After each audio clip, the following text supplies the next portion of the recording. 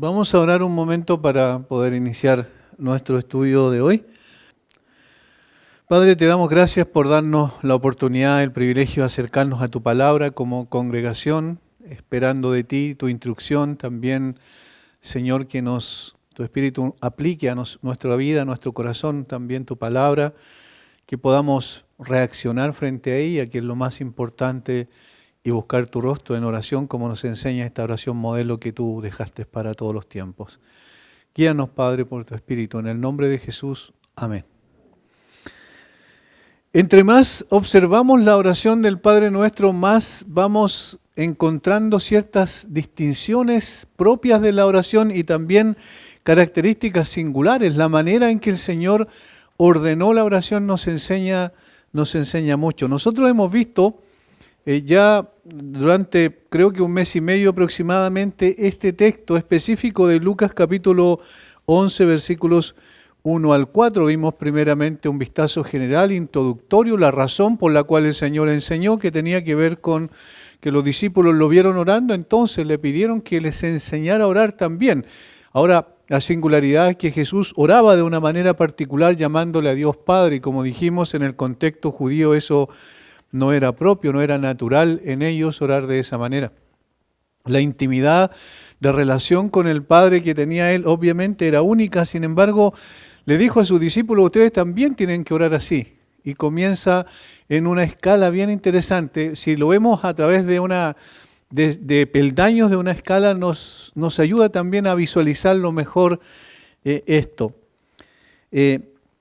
Comienza en lo más alto y termina en lo más bajo. Si ustedes se fijan, comienza con Padre Nuestro, colocando al creyente en una posición extraordinariamente ventajosa, en una posición maravillosa, porque es uno de los títulos que la Biblia le da al creyente que nunca va a perder. Cualquier otra cosa que tenga, con las funciones que realice, por ejemplo, en una iglesia local, no, eso se termina, eso pasa, eso es circunstancial, pero esta declaración de que somos hijos de Dios es lo más grande. Padre nuestro, dijo el Señor, díganle así a Dios, Padre, Padre nuestro.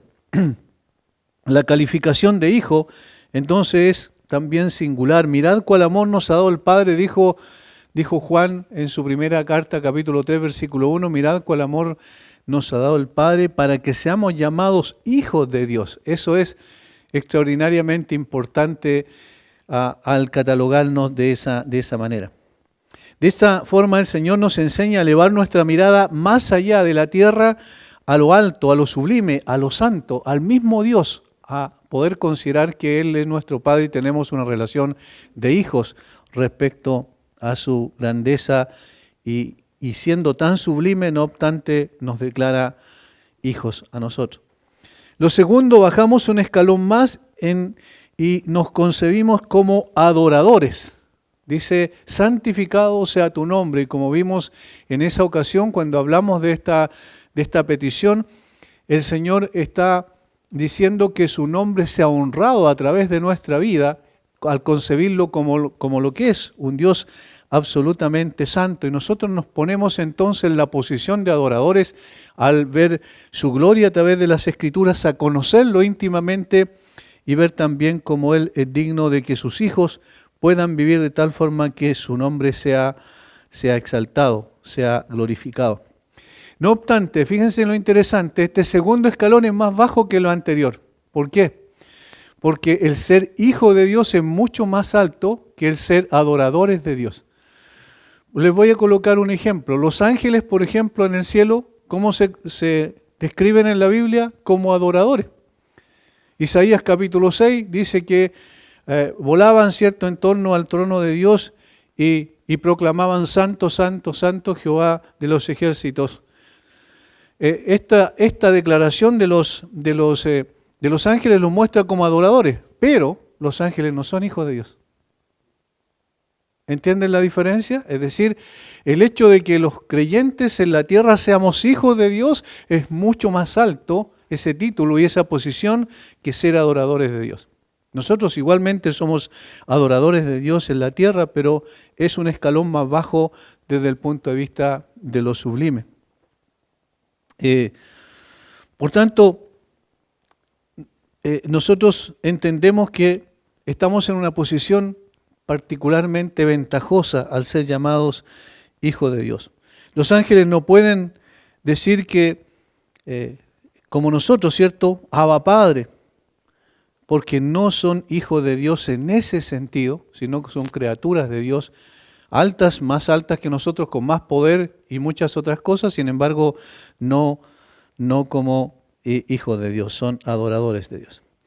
Tercer escalón, bajamos un escalón más en esta escalera y nos vemos como súbditos y rogamos, venga tu reino. Súbditos. Y este súbditos ya es más bajo que adoradores, porque está hablando de aquellos que están en la corte del rey, ¿cierto? Y que están cerca del rey sin lugar a duda, pero no son hijos de Dios y no necesariamente son adoradores de Dios. Está un poquito más, un peldaño más abajo y proclaman o claman al Señor que venga su reino, que se establezca su reino, porque quieren participar también de sus prerrogativas. Un cuarto peldaño, bajamos uno más y nos encontramos con esta posición de siervo. Hágase tu voluntad. Nosotros queremos que tu voluntad sea hecha, nosotros estamos dispuestos a ser obedientes y vivimos bajo tu autoridad como el Señor de nuestra vida. Lo único que queremos es que tu voluntad se haga. Así como se hace en el cielo con los ángeles santos, así queremos también hacerla en la tierra. Pero es una posición más baja que los súbditos. ¿Por qué? Porque no necesariamente todos sus siervos son súbditos, todos sus súbditos son siervos. Los siervos estamos en una categoría más baja donde no tenemos derecho alguno. No tenemos ningún derecho respecto a nuestro Señor. El Señor Jesucristo dio el ejemplo máximo en el famoso texto de Filipenses 2, del 5 al 11, haya pues en vosotros este sentir que hubo también en Cristo Jesús, el cual siendo en forma de Dios, no estimó el ser igual a Dios como cosa que aferrarse, sino que se despojó a sí mismo tomando forma de siervo. ¿Ven? Es decir, bajó desde la gloria, siendo Dios, bajó a ser un siervo. Y ahí la palabra es dulo, significa esclavo literalmente. Y hay un quinto peldaño si bajamos un poco más y nos concebimos como un mendigo. ¿Por qué un mendigo? Porque le pedimos a Dios, extendemos nuestra mano y le pedimos el pan nuestro de cada día, dánoslo hoy. Un mendigo que busca su sustento todos los días y extiende su mano que por gracia alguien satisfaga su necesidad. Y obviamente un mendigo está más abajo que un siervo. Un siervo está en la casa, un súbdito está en la corte, un siervo está en la casa y un mendigo está en la calle, simplemente extendiendo su mano para que le sean satisfechas las necesidades fundamentales para sobrevivir. El sexto peldaño, en somos concebidos como pecadores. Recuerda la petición y perdónanos nuestros pecados. La petición más importante, dijimos, del hombre, pero al mismo tiempo un pecador es aún menos que un mendigo, porque no necesariamente un mendigo es un pecador. El mendigo dice, danos, el pecador dice, perdónanos.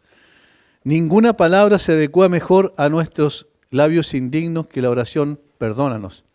En tanto que vivamos y pequemos, debemos lamentarnos y clamar, Señor, ten misericordia de nosotros. Como dijo el publicano, ten piedad de mí, pecador. Finalmente llegamos al último peldaño de la escalera en el descenso, y este es el que nos compete a nosotros en el día de hoy. No nos metas en tentación, mas líbranos del mal. Este es el lugar de un pecador perdonado, pero todavía expuesto a la tentación. Y es mucho más bajo todavía que incluso el anterior, porque el anterior, recuerden la primera parte de la petición, y perdónanos nuestros pecados, porque también nosotros perdonamos a todos los que nos deben. Está hablando de dos partes esenciales. Si ustedes recuerdan el estudio de la semana anterior, hablamos del perdón legal, que tiene que ver con el momento en que entramos a tener una relación con Dios a través del arrepentimiento y la fe, y luego el perdón relacional, que se obstruye esa relación, se dificulta esa relación por el pecado que nosotros hemos cometido, entonces necesitamos pedirle al Señor que nos perdone. Pero ese que nos perdone el Señor no significa entonces dar rienda suelta a lo que viene ahora, es decir, a desear ser tentado, porque total, si caigo en la tentación el Señor me va a perdonar. Y eso es un abuso de la gracia, vendría siendo. De tal manera que aquí es donde nos concebimos en la parte más baja del escalón, que es un pecador perdonado, pero todavía expuesto a la tentación de seguir pecando. La oración expresa varios sentimientos: temor por un lado, debilidad por otro y necesidad de un hombre que ruega que el Señor mismo le dé la fuerza para no ofender más a su Dios, a quien murió y se entregó a sí mismo por él. Esto es un sentimiento apropiado de un verdadero creyente que teme caer en la tentación. Vamos a ver cómo la tentación no necesariamente es pecado en sí misma la tentación, sino que se transforma en pecado cuando cedemos ante ella. Pero aquí el punto central es que en esta persona que ora de esa manera hay un temor en su corazón. No quiere ofender a Dios, pero sabe que, por otro lado, hay una debilidad notable en su espíritu, en su carácter, y es factible que pueda ofender a Dios. Y por eso clama: no nos metas en tentación, mas líbranos del mal. Se aprecia una persona temerosa de seguir pecando contra aquel que lo redimió. Ahora, no deja de ser interesante en esta escala, que siendo este el último peldaño, que en la medida en que más bajamos, más conscientes somos de la necesidad de la gracia, porque la gracia comienza con el último peldaño. Es decir, una persona que está temblando porque no quiere ofender a Dios es precisamente porque ha sido objeto de la gracia de Dios. Cuando no éramos creyentes, pecábamos abiertamente y no teníamos ningún problema de conciencia siquiera. No teníamos ningún remordimiento en nuestro corazón. Pero cuando somos creyentes, empezamos a tener temor de pecar, sabiendo, consciente de nuestra debilidad y al mismo tiempo consciente de que Dios es santo y que Él nos dice en su palabra: sed santos porque yo soy santo. De tal forma que allí se produce estos sentimientos de temor, de inseguridad en un sentido, del punto de vista de la falta de confianza en sí mismo para poder permanecer firme ante la tentación, y también, no obstante, de confianza, porque sabe que Dios está dispuesto a escuchar esta oración. El mismo Señor la enseñó precisamente para que podamos elevarla a los cielos y sea también nuestro refugio Él en esta área. Es importante recalcar una cosa aquí también, y que tiene que ver con la experiencia con Dios, en la relación con Dios. Cuando recién comenzamos nuestra relación con Dios, no somos tan sensibles al pecado. Nosotros podemos examinar nuestra vida y nos damos cuenta de eso. No somos tan sensibles, no percibimos tan fácilmente la tentación y el pecado. Pero cuando vamos teniendo una experiencia más cercana con Dios, cuando lo vamos conociendo más en cuanto a su magnitud respecto a su santidad, por ejemplo, a su gloria, a su pureza, entonces vamos siendo más temerosos de ofenderlo. Esto es lo que implica el crecimiento espiritual. Hay una sensibilidad especial que es producto de una experiencia de mucho tiempo en la relación con el Señor. Cada creyente es un hijo de Dios, sin lugar a duda, es un adorador, es un súbdito, es un siervo, es un mendigo y un pecador. Pero no cualquiera percibe las tentaciones que lo asedian, ni tampoco su propia tendencia a someterse a ellas. ¿Qué es lo que estamos diciendo? Que la sensibilidad es esencial. Ocurren dos cosas: o se va poniendo la persona más dura y más insensible, o va siendo más sensible. Es más fácil palpar su propio pecado y entonces empieza a ser más consciente de su propia tentación, más que de la tentación de otro, porque eso es más fácil mirar y ver con mayor claridad.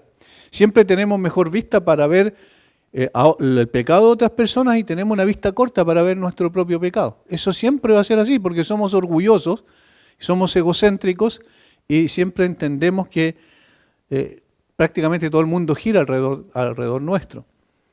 Y por eso el Señor tuvo que decirle, recuerden a sus discípulos, que no fueran hipócritas, que sacaran primeramente la viga de su propio ojo para sacar la paja que está en el ojo de tu hermano. Eso es propio de la naturaleza humana y cuando nos convertimos eso no se va así, desaparece completamente. Y este tipo de tentación, por ejemplo, a juzgar, para poner un ejemplo, se va siendo más sensible en la medida en que más experiencia va teniendo con Dios uno, porque a la medida en que más se relaciona con Dios, lo conoce a Dios, ve con mayor claridad sus propios hierros, sus propias faltas. Y entonces la tentación llega a ser algo mucho más palpable, más percibible de la perspectiva de nosotros. Alguien dijo, no todo hijo de Dios, aun cuando tenga una edad avanzada, conoce plenamente el significado de ser metido en la tentación o de estar en la tentación. No es fácil aceptar las corrupciones profundas de nuestros corazones. Por ello, no todo creyente es consciente de aquella situación. El apóstol Pablo era un hombre con una vasta experiencia en su relación con el Señor cuando escribió Romanos 7 al 25. Veamos ese texto. Y allí nos damos cuenta de la sensibilidad del apóstol Pablo respecto a la lucha que él mantenía con su propio ser. Y es complejo. Algunos teólogos han tratado de obviar esta parte de Romanos capítulo 7 en cuanto a la experiencia de Pablo. Dicen, no, Pablo se está refiriendo a otra persona. No, está haciéndolo en primera persona, pero está hablando no necesariamente de él. Pero aquí el texto es muy claro, habla de él, habla de su propia experiencia. Primero es su experiencia respecto de la ley y después su experiencia respecto de la ley de Dios versus la ley que tiene en sus miembros. Y ve que hay una lucha tremenda aquí. Solo la voy a leer así rápidamente. Romanos 7:7 en adelante. Dice, ¿qué diremos pues? Ahí está hablando en plural. La ley es pecado en ninguna manera. Y aquí comienza a hablar en singular y digamos en primera persona. Pero yo no conocí el pecado sino por la ley, porque tampoco conociera la codicia si la ley no dijera no codiciarás. Mas el pecado, tomando ocasión por el mandamiento, produjo en mí toda codicia. Ahí fue sensible a lo que era natural en su ser, pero se dio cuenta cuando la ley de Dios exteriormente lo confrontó. Y dice, porque sin la ley el pecado está muerto, no en el sentido que no exista, sino que no es visible, no es palpable. Y yo sin la ley vivía en un tiempo, pero venido el mandamiento, el pecado revivió y yo morí. Y hallé que el mismo mandamiento que era para vida, a mí me resultó para muerte. Porque el pecado, tomando ocasión por el mandamiento, me engañó y por él me mató. De manera que la ley a la verdad es santa y el mandamiento santo, justo y bueno. Luego, lo que es bueno vino a ser muerte para mí, en ninguna manera, sino que el pecado, para mostrarse pecado, produjo en mí la muerte por medio de lo que es bueno, a fin de que por el mandamiento el pecado llegase a ser sobremanera pecaminoso. Y aquí comienza ya a hablar de la lucha. Porque sabemos que la ley es espiritual, mas yo soy carnal vendido al pecado. Ahí hay una confrontación. Porque lo que hago no lo entiendo, pues no hago lo que quiero, sino lo que aborrezco, eso hago. Hay una lucha, ¿ven? Quiero hacer lo bueno, eso es el anhelo más profundo de mi corazón. Luego va a decir que hay una ley en su corazón que le dice que es santa, que es justa, que es buena también, y que lo lleva a desear lo correcto. Sin embargo, en mis miembros hay otra ley, dice. Versículo 17, de manera que ya no soy yo que nace aquello, sino el pecado que mora en mí. Y yo sé que en mí, esto es en mi carne, no mora el bien, porque el querer el bien está en mí, pero no el hacerlo. ¿Se dan cuenta?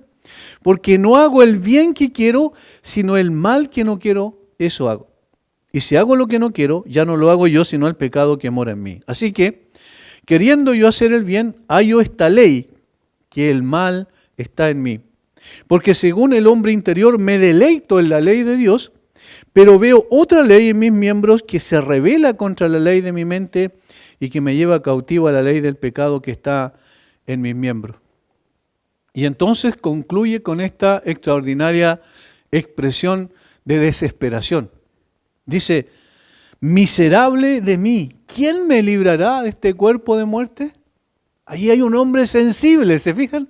Sensible a su propio pecado. Y por eso yo decía que comienza a hablar en primera persona. Y eso es interesante porque está hablando de su propia lucha, de su propia batalla. Pero cuando lo vemos así, lo vemos como una persona que es absolutamente sensible al pecado, sensible a las cosas que obviamente ofenden a Dios, y él no quiere bajo ninguna circunstancia ofender a Dios, pero hay una batalla que tiene que librar entre la ley interior que tiene en su alma, que es por el nuevo nacimiento, y la ley exterior que tiene en sus miembros, que es precisamente el pecado remanente. Y por eso entonces lucha. Sin embargo, aquí vemos a una persona que a través de la experiencia con Dios fue cada vez más sensible, más consciente de la tentación y del pecado. Esta última petición del Padre Nuestro es la que nosotros entramos a analizar ahora, y esperamos que, como en las ocasiones anteriores, también podamos ser edificados y nos pueda ser de utilidad práctica en nuestra vida cristiana. Son varias las razones que podemos encontrar al revisar, al profundizar un poco más en las Escrituras, que muestran la necesidad de esta petición. No nos metas en tentación, mas líbranos del mal. Veamos entonces alguna de estas razones que va a ser el cuerpo de lo que estudiaremos en el día de hoy. Primero, a partir del mismo momento en que nuestros pecados son perdonados legalmente, comenzamos una lucha sin cuartel con el pecado remanente. Esa es una realidad evidente. Ahora, el Señor en su gracia nos pone en alerta sobre los peligros que implica esta lucha. Y eso es lo que el Señor hace al llevarnos a orar: no nos metas en tentación, mas líbranos del mal. ¿Por qué? Porque lo primero que una persona tiene que pensar cuando lleva esta oración delante del Padre es el hecho de que hay una tentación. Eso es lo primero. Hay una tentación. De lo contrario, no tendría sentido orar. Y esta tentación es una realidad ineludible. Es una realidad ineludible. Muy pronto nos damos cuenta, cuando ya empezamos a caminar con el Señor, que este perdón legal no ha eliminado nuestra propensión a pecar en forma definitiva. No ha quitado para siempre el pecado, sino que ahora tenemos una tendencia mayor a hacer la voluntad de Dios porque tenemos una nueva naturaleza. Sin embargo, todavía somos susceptibles a ser tentados. Satanás entonces, ¿qué es lo que hace? Se lanza con todas sus argucias y estratagemas sobre aquellos que han salido de bajo su control. Pedro, cuando escribe esa famosa frase, ese famoso versículo que dice que el diablo como león rugiente anda buscando alrededor, buscando a quién devorar, está refiriéndose a creyentes. Es decir, cuando dice anda como león rugiente buscando a quien devorar, obviamente no se refiere a quienes están en su parcela, por decirlo así, es decir, que son parte de su reino. No se refiere a quienes están bajo su autoridad y bajo su control, porque ya los tiene bajo su control. De tal manera que está refiriéndose a los creyentes, anda como león rugiente buscando a quien devorar. Despierta toda la ira de Satanás cuando un pecador se convierte al Señor. Y entonces, ¿qué es lo que va a hacer? Va a tratar de colocar obstáculos en su camino, va a intentar tentarlo para que deshonre al Señor, porque ya no tiene capacidad, ni poder, ni autoridad para volverlo bajo su reino. Por tanto, esto es lo que ocurre con la tentación. De allí entonces que el tentador por excelencia es Satanás. Es el tentador, fue el tentador en el huerto de Edén, es el tentador después cuando tienta al Señor Jesucristo, recuerdan, en el desierto, y es el tentador de los creyentes, por supuesto. Por tanto, aquí está la clave, es indispensable ser consciente de esta lucha que nos acompañará, no solo hoy, y en unos segundos más, y en unos minutos más, y en unas horas más, y mañana y pasado, sino durante toda nuestra vida. Toda nuestra vida. Es una lucha compleja. Por tanto, estar alerta, esta alerta que Dios pone en nuestro corazón, es sobrada por el Espíritu Santo que aplica la palabra y nos advierte de que la tentación está a la vuelta de la esquina. Y la sutileza del enemigo para llevarlas a cabo, porque allí está el punto central. Si hay algo que tiene una astucia especial, la serpiente, que es cierto una figura de quién es Satanás, es precisamente su astucia. y sutileza. No se siente cuando viene, cuando se acerca a la presa, porque tiene ciertas características especiales con las cuales puede claramente llegar a la presa, acercarse, y cuando ya está encima es imposible que la presa se escape. Esto nos habla también de la forma en que Satanás coloca delante la tentación. Al Señor Jesucristo en la tentación incluso citó las Escrituras, ¿recuerda? Entonces, al citar las Escrituras es mucho más complejo para un creyente, y esto ocurre con las herejías, por ejemplo, que se introducen encubiertamente en la iglesia. Por eso Pedro dice encubiertamente, no en forma abierta, porque muchas veces se sacan de contexto versículos bíblicos y se hace una doctrina de esa descontextualización de versículos que es contraria a la doctrina correcta. Por tanto, el enemigo es muy, muy astuto en todo esto. Por tanto, esta petición es necesaria. La razón por la cual debemos hacerla es por la ineludible realidad de la tentación. Es por la ineludible realidad de la tentación. Por eso dicen, no nos metas en tentación, mas líbranos del mal. Vamos a ver después que también ese mal en realidad puede ser traducido maligno, es decir, apuntando directamente a Satanás. No existe, y esto, hermanos, es muy importante tenerlo en nuestra mente, en nuestra conciencia todo el tiempo, no existe ningún tiempo en donde no seremos asediados por este flagelo. No existe ningún tiempo. ¿Qué hicieron, por ejemplo, los monjes? ¿Por qué empezó esa corriente tan fuerte de irse a las montañas y hacer, incluso en lugares increíbles donde era muy difícil llegar, a hacer monasterio y quedarse allí a vivir para siempre con el propósito de escapar de la ciudad, porque allí estaba la tentación? Y resulta que ¿qué es lo que pasó con ellos? Después se dieron cuenta de que el problema no era externo, sino que el problema estaba en su propio corazón. Ellos se fueron con eso, con la tentación en su corazón, porque donde sea que nosotros estemos está la tentación. Por ejemplo, a veces pensamos, bueno, pero ahora estoy solo, ¿qué me va a tentar? Y allí es donde precisamente bajamos la guardia. Y no, cuando estamos solos también podemos ser tentados. Cuando estamos en un lugar con muchas personas también podemos ser tentados. Cuando estamos en el hogar, también en el trabajo, en momentos de ocio, en un centro comercial, comprando, en el campo, en cualquier lugar donde nosotros podemos pensar estar en un momento dado, estamos en más de un momento dado, está la tentación presente. Y se disfraza de diferentes maneras. A veces nosotros no la percibimos, pero está allí presente. Por eso es que es una realidad ineludible. No existe ni una hora, ni un lugar donde estemos fuera del alcance de la tentación. De hecho, ¿dónde fue tentado el Señor Jesucristo? En el desierto. En el desierto. Y estaba ayunando. Y estaba ayunando en relación con su padre, es decir, se había retirado con el propósito de honrar a su padre, de hablar con él y de escuchar la voz de su padre. O sea, estaba en una actitud de devoción profunda. En ese lugar fue tentado. Entonces, pregunta, ¿nosotros podemos ser tentados en la oración, por ejemplo? Por supuesto. Y si podemos ser tentados en la oración, ¿cuánto más cuando no estamos en esa situación?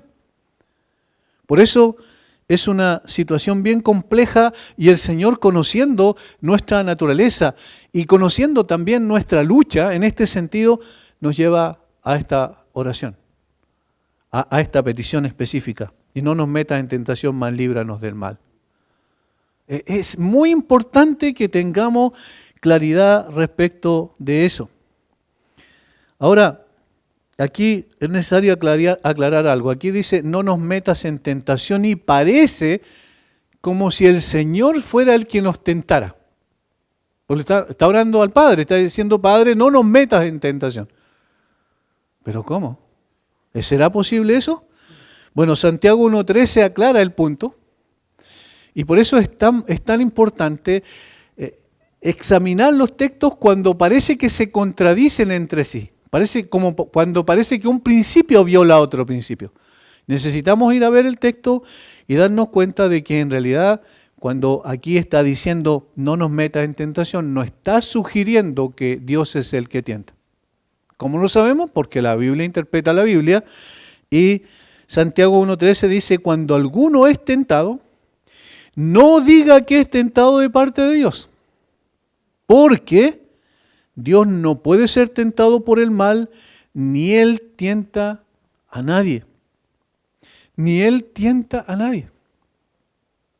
De tal forma que no está hablando en ese sentido, de que en realidad Dios me puede tentar, o entonces yo le estoy pidiendo no me metas en tentación.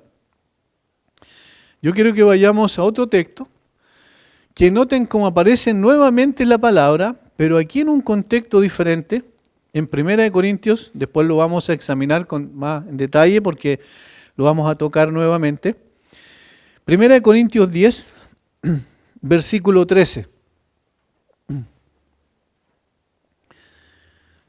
Noten lo que dice. No os ha sobrevenido ninguna tentación que no sea humana, pero fiel es Dios, que no os dejará ser tentados más de lo que podéis resistir, sino que dará también juntamente con la tentación la salida para que podáis soportar. Ahí otra vez parece que Dios es el que nos mete, ¿cierto?, en la tentación. Pero si uno ve el contexto, se trata simplemente de decir que Dios utiliza esa prueba, eso como prueba, para que la fidelidad del creyente sea manifiesta. Es para ver lo que había en tu corazón, para usar una frase que le dice a los israelitas el Señor ahí en Deuteronomio. Le dice que lo llevó por el desierto durante estos 40 años para ver lo que había en tu corazón.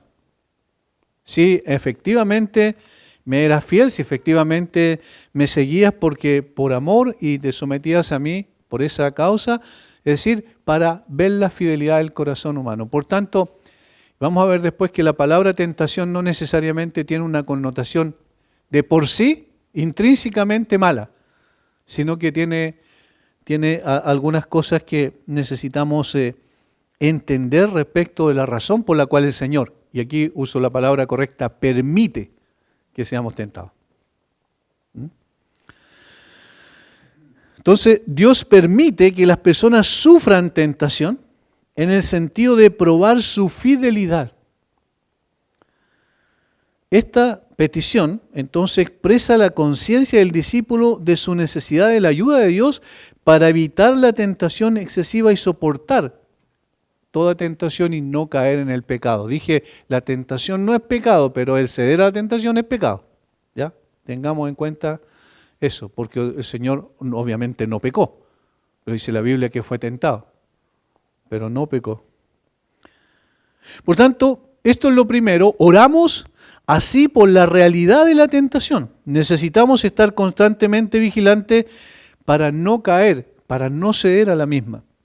Por supuesto, esto es lo que nos corresponde a nosotros, pero somos conscientes que dependemos del poder y la gracia de Dios para vencer la tentación. De allí la petición, no nos metas en tentación, mas líbranos del mal. Esta es la primera razón o necesidad por qué hemos de hacer esta petición, la realidad de la tentación. Lo segundo que podemos apreciar, es decir, nuestra segunda razón tiene que ver con nuestra debilidad, con ser consciente de nuestra debilidad. El primero es ser consciente de la realidad de la tentación. Está ahí, está en todas partes, está en todo lugar, está en cualquier momento de nuestra vida. No importa si son niños o son jóvenes o somos viejos, finalmente en cualquier etapa de la vida ahí está la tentación. Ser consciente de eso es importante. Lo segundo es que somos débiles frente a la tentación. Eso es lo segundo.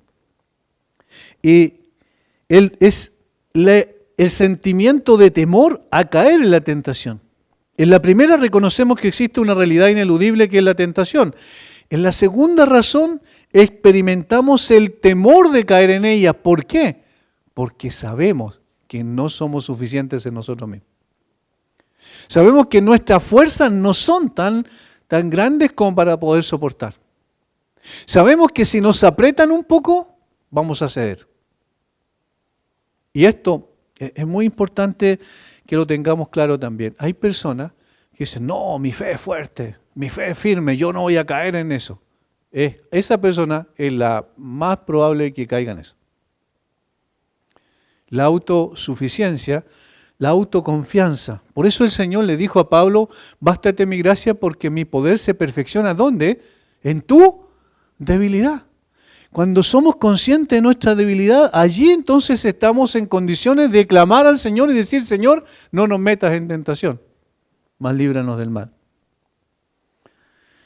Esto parte por ser conscientes del carácter de Dios como santo. No queremos ofenderlo. ¿Por qué? Porque lo conocemos como santo. Conocemos que su amor, es santo y en consecuencia nuestro amor recíproco por el cual respondemos ante su amor debe ser también santo. Y en consecuencia el deseo sincero de no querer ofender a su nombre y su honor, eso es lo que está en nosotros o debe estar en nosotros naturalmente. El apóstol Pablo dijo que debemos ser conscientes que Él no solo es nuestro Padre, sino también es nuestro juez. Y poquito después de decir ser santos porque yo soy santo, haciendo alusión a el libro de Levítico. Ahora, noten una cosa importante. Sabemos que Dios es santo. Sabemos que la tentación es una realidad.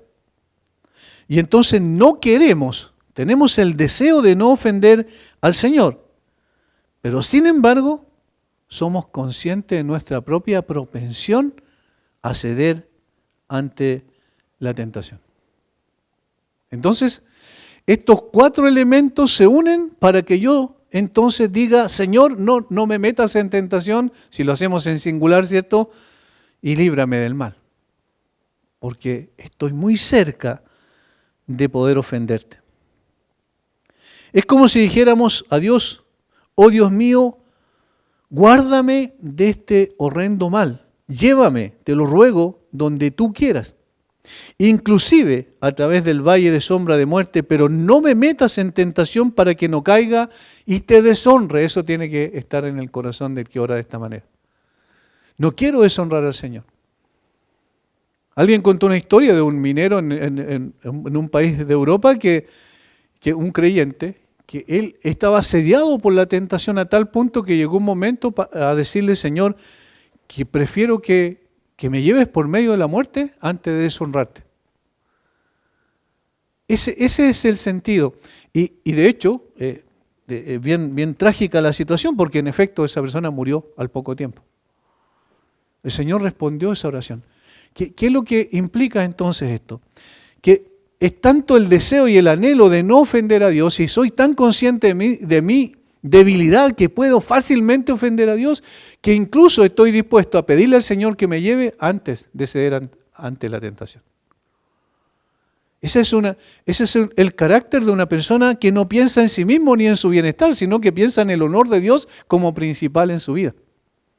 Eso, hermanos, eso es lo ideal. Nosotros no alcanzamos ese ideal. Pero sí debemos apuntar a esa meta, a crecer en ese sentido, para que podamos ser tan conscientes de que el Señor merece honra y gloria, y al mismo tiempo que ser tan conscientes que somos tan débiles para poder honrar al Señor en todos los aspectos, que necesitamos entonces orar de esta manera. Una oración así desea honrar a Dios por sobre todas las cosas, aún por sobre la propia vida del que ora. Al mismo tiempo que reconoce su propia debilidad y ruega por ayuda. Entonces, la realidad, ser consciente de la realidad de la tentación, está en todas partes, en todo lugar, en todo tiempo. Mientras estemos aquí en la tierra siempre va a estar. De todos los tipos de tentaciones que podamos nosotros pensar, incluso de aquellos que no podemos ni siquiera imaginar. Y lo segundo es que somos débiles. Y tenemos la propensión a ceder ante la tentación pero al mismo tiempo no queremos honrar al Señor, no queremos deshonrar al Señor, y por eso rogamos que Él nos ayude para no caer en aquello. Esto significa que quien así ora desconfía de su propia fortaleza. No es una persona confiada en sí mismo, no desafía la tentación. No es una persona que va a ir diciendo, como yo dije anteriormente en ese ejemplo, ¿cierto?, de decir, no, mi fe es fuerte, no, yo tengo convicciones firmes, yo tengo una sana doctrina y por eso no voy a ser tentado. Eso es un error gravísimo, porque bajamos la guardia cuando pensamos que no somos tentados.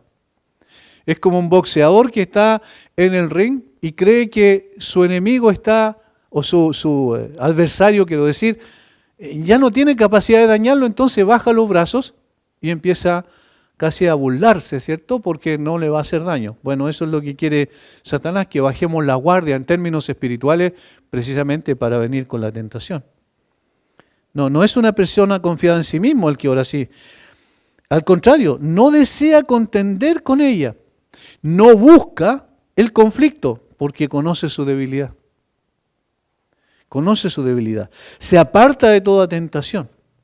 Y aquí hay un caso bíblico que nosotros conocemos muy de cerca y siempre lo citamos, incluso cuando se enseña a los niños se habla de este caso, o a los jóvenes, ¿cierto? En particular, el caso de José.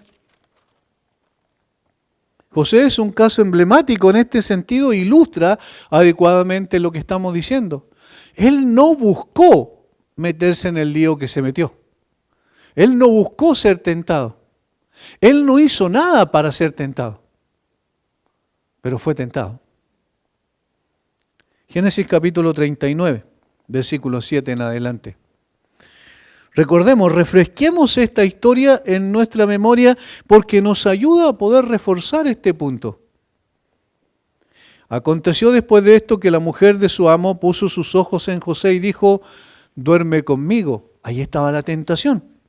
Y él no quiso y dijo a la mujer de su amo, he aquí que mi señor no se preocupa conmigo de lo que hay en casa y ha puesto en mi mano todo lo que tiene.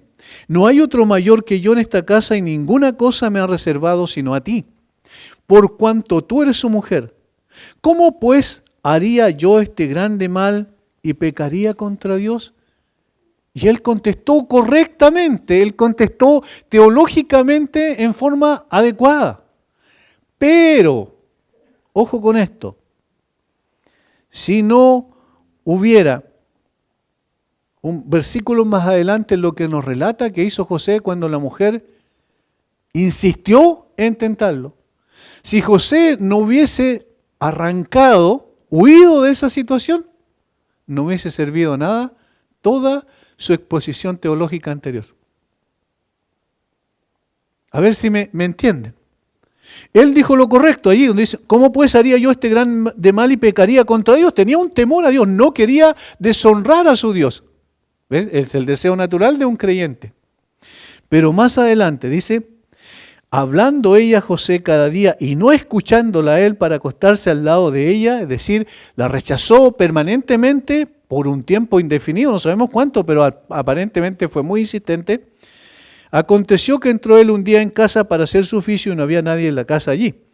Y ella lo asió por su ropa diciendo, duerme conmigo. Entonces, él dejó su ropa en las manos de ella y huyó y salió. ¿Por qué huyó? Porque conocía su debilidad. Él pudo resistir durante un tiempo, pero sabía que en un momento determinado podía ser que su resistencia no lo acompañara. Y particularmente cuando la mujer lo tomó prácticamente a la fuerza, él escapó.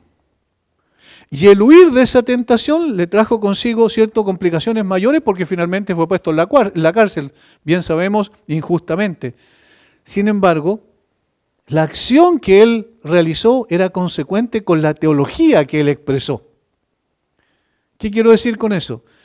No sacamos nada con tener claridad respecto de quién es Dios, de quiénes somos nosotros, de nuestra debilidad, si al mismo tiempo no huimos de la tentación cuando ésta se presenta.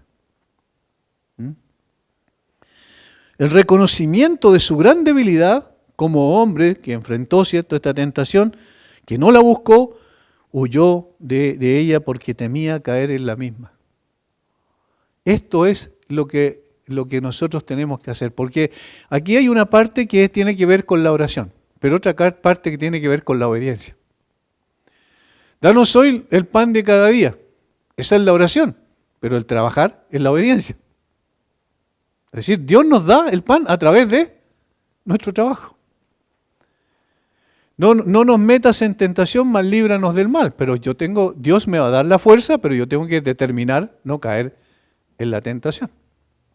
Y eso es lo que pasó con José, que fue consciente de su propia debilidad también, aunque era un hombre muy piadoso. El creyente maduro entonces no busca ser tentado para aprobarse a sí mismo, ni para probarle a los demás que es un creyente fuerte.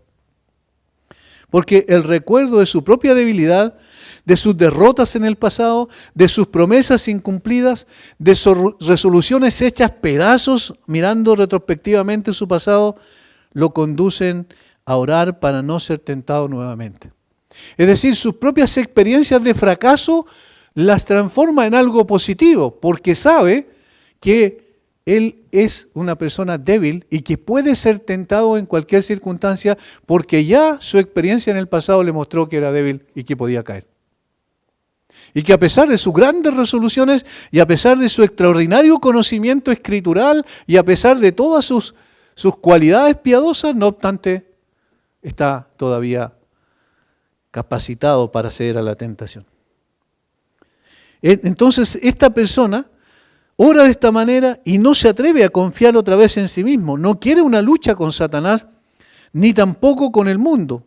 Pide más bien, si es posible, que sea librado de estos severos encuentros, complejos encuentros con la tentación. Y su oración es, no nos metas en tentación, aunque sabe que el conflicto es inevitable, sin embargo, es correcto orar de esta manera. Entonces, tenemos la realidad de la tentación, ser consciente de ello, que siempre está, es muy importante. Segundo, tenemos la segunda razón que tiene que ver con la debilidad para ceder ante esa tentación o la posibilidad cierta de ceder ante esa tentación si es que somos tentados por nuestra debilidad. Y esto nos lleva a la tercera, que es en definitiva la razón más importante de la oración. ¿A quién está orando? ¿A quién pide el Señor que ore? Al Padre. Está diciendo el creyente, Padre, no nos metas en tentación. Padre, líbranos del mal. Es decir, si juntamos las dos cosas, la realidad de la tentación, la debilidad para enfrentar esa tentación, entonces queda una sola posibilidad, una sola vía de escape. ¿Cuál es? Señor, tú eres el único que tiene el poder para darme la fuerza para no caer en la tentación. Y esta es la razón por la que acude a Dios. El creyente solo puede ser librado por Dios sabiendo que la tentación es una realidad ineludible, reconociendo su gran debilidad, es consciente que solo puede librarlo de sucumbir a dicha tentación el Todopoderoso y nadie más que el Todopoderoso. Y ahí está la diferencia. ¿Podemos decir que el incrédulo es tentado? No, porque el incrédulo sigue los caminos naturales de su propio corazón, de su naturaleza corrupta. Pero el creyente sí es tentado, porque tiene el deseo de honrar a Dios, pero al mismo tiempo tiene una debilidad propia en su carácter, que obviamente se supone que con el tiempo va siendo más fuerte, más firme, no obstante sigue siendo todavía débil, pero aquí está la diferencia, tiene un Dios todopoderoso que está luchando a su favor. Por eso acude a Dios. Es a Él a quien le ruega que no lo meta en tentación. Esta es una expresión de confianza en Dios que es propia de todo verdadero creyente. Nosotros hemos visto a través de las reflexiones que hacemos en los salmos, precisamente eso, ¿se han dado cuenta? Siempre acude a Dios el salmista, siempre. Cuando es perseguido, cuando es calumniado, cuando quieren quitar su vida, siempre está buscando la presencia de Dios. Hay una expresión de confianza en el Señor. David, por ejemplo, clamó, a ti, oh Jehová, Señor, miran mis ojos, en ti he confiado, no desampares mi alma. Salmo 141:8. No desampares mi alma.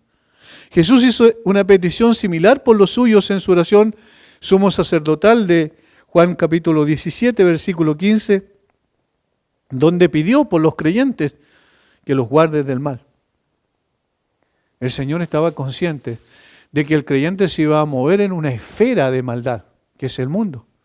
Y en una esfera de maldad, que es el mundo, que es el caldo de cultivo del pecado remanente que todavía hay en nosotros. Y entre el mundo y el pecado remanente hay una unidad muy, muy férrea. ¿Por qué Satanás puede tentar? Porque tiene estos dos instrumentos. Uno externo, el mundo, y uno interno, que es el pecado con el cual todavía nosotros luchamos. En el Sermón del Monte también el Señor al final de la oración, digamos casi al final del Sermón del Monte, cuando habla sobre la oración, el Señor enseñó a los creyentes a hacer esta misma petición por ser librados del mal. Algunos, y aquí está lo que yo les decía al principio, algunos comentaristas traducen esta última frase, líbranos del mal, líbranos del maligno en lugar de líbranos del mal. Es decir, está apuntando a una persona que es la que ejecuta la tentación. Como dije al principio, es el tentador por excelencia. Pero que sin embargo, Satanás no hace otra cosa que usar de astucia para emplear sus aliados en la tentación, como dije, el mundo externamente y el pecado todavía que está en nuestro corazón y con el cual estamos luchando. Respecto a lo primero, al pecado del mundo o a la tentación que el mundo ofrece, tenemos las filosofías y huecas sutilezas de las que habla, por ejemplo, Pablo a los colosenses, en capítulo 2, versículo 8. Tenemos las ideologías destructivas que desvían la mirada de los creyentes de la suficiencia de la palabra de Dios. Las herejías destructivas que se ponen en marcha en el mismo seno de la iglesia, por ejemplo.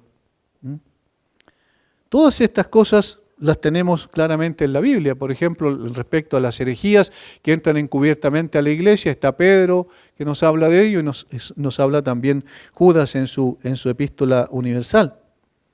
Y en relación a lo segundo, es decir, al pecado remanente que todavía hay en nosotros, la carne le llama a la Biblia, Satanás cuenta con un aliado interno que muy sutilmente nos tienta a pecar. Recuerdan que Primera de Juan, capítulo 2, versículo 15, dice que hay ciertas cosas que son del mundo, pero que al mismo tiempo nos tientan interiormente. No améis al mundo ni las cosas que están en el mundo. Si alguno ama al mundo, el amor del Padre no está en él, porque todo lo que hay en el mundo, los deseos de la carne, los deseos de los ojos y la vanagloria de la vida no proviene del Padre, sino del mundo. Sin embargo, eso están también en nosotros, los deseos de los ojos, los deseos de la carne y la vanagloria de la vida. Tienen que ver con egocentrismo, con autosatisfacción. Por tanto, estos son parte de lo que podríamos nombrar así a grosso modo lo que vienen siendo tentaciones constantes para el creyente. Por esa misma razón, porque el enemigo es mucho más poderoso que nosotros, necesitamos acudir al único que puede darnos la victoria en circunstancias donde somos tentados por el enemigo, en cualquiera de sus formas. Solo el Dios Todopoderoso, nuestro Padre, es el único capaz de destruir las obras de Satanás o darnos la victoria en medio de la tentación. Una cosa importante, cuando cedemos a la tentación, nosotros somos los culpables, nadie más. No son las circunstancias. No es que externamente fui tentado, no es que lo que pasa es que está en un momento de debilidad, no hay excusa alguna, somos nosotros los únicos responsables. Cuando tenemos victoria sobre la tentación, Dios es responsable, porque no es nuestra fuerza, es el Señor que nos dio de su gracia para poder enfrentarla con éxito. Eso es algo esencial que debemos tener en nuestro corazón. Por lo tanto, esta petición tiene fuertes y abundantes razones para hacerla parte de nuestras devociones. Somos conscientes de la realidad de la tentación. Lo vemos ampliamente en la Biblia con los creyentes. En algunos casos fueron vencedores, como el caso de José. En otros cedieron ante la tentación, como el caso de David. Y esta realidad deja en evidencia nuestra necesidad. Somos también conscientes de nuestra fragilidad o debilidad para enfrentar a la tentación, por lo cual es absolutamente vital buscar, esto es lo tercero, ¿cierto?, la ayuda de Dios. Como dijo Pablo a los Corintios en su primera carta, en 1 Corintios 10:13, como vimos, que el Señor no nos dejará ser tentados más allá de lo que podemos soportar. Ahora, cuidado con interpretar eso como que nosotros lo soportamos. Porque eso es fácil de decir, no más que lo que yo pueda sobrellevar. No, el que me ayuda a sobrellevar esa carga es el Señor. De lo contrario no podría soportarla. Por tanto, hay una promesa y esta promesa es que vamos a ser victoriosos. Eso es lo que nos dice el Señor. No significa esto que nunca vamos a caer. Porque si fuera así, estaríamos en el cielo. No, todavía estamos en esta tierra, todavía estamos propensos a caer en la tentación. Sin embargo, el Señor dice que la carga que Él va a colocar en ese sentido sobre nosotros no va a ser suficientemente grande para aplastarnos, sino lo que hace con ella, y esto es el propósito, cuando hablamos de la prueba, por ejemplo, es el propósito de la prueba, que el Señor nos purifique, que nos fortalezca, que nos discipline, todo lo necesario para que seamos mucho más fortalecidos en nuestra fe y nuestra convicción crezca mucho más en Él. Yo quiero terminar con un poema descriptivo de lo que hemos visto. No es mío en absoluto, ¿cierto? Es un poema antiguo y dice lo siguiente. Guárdanos, Señor, oh, guárdanos siempre. Nuestra esperanza es vana sin tu apoyo. Somos tuyos. Oh, no nos abandones nunca hasta que veamos tu rostro en el cielo. En el cielo, donde te alabaremos por toda una resplandeciente eternidad. Toda nuestra fuerza nos abandonaría al instante si fuéramos desamparados. Señor, por ti, nada podría servirnos teniendo este vacío si tú no estás con nosotros. Y nuestra derrota segura sería los que nos odian verían de esta manera saciados su deseo. Guárdanos, Señor, no nos abandones, no nos metas en tentación, mas líbranos del mal. Padre, muchas gracias por este tiempo y por estas preciosas expresiones de tu gracia al darnos el privilegio, Señor, de entender mejor la razón de esta oración, modelo que tú estableciste, de estos principios esenciales que contienen todo lo que debemos orar a ti. Darte la gloria, buscar que tu nombre sea santificado, buscar que tu reino sea expandido y buscar que tu voluntad sea hecha. Y al concedernos tú las necesidades básicas y fundamentales para vivir cada día, y al perdonarnos tú todos nuestros pecados, no solo en el momento de entrar a tener una relación contigo, sino también cuando Señor, pecamos siendo creyentes, que tú nos perdones, pedir, confesar nuestro pecado y saber que tú nos perdonarás y saber que aunque tengamos que enfrentar la tentación que es ineludible, tú estarás allí para darnos la fuerza para superar la tentación y no ceder a ella. Danos de tu gracia en todos estos aspectos y sé glorificado por medio de lo que haces con cada uno de tus hijos, Señor. Lo rogamos en el nombre de Jesús. Amén.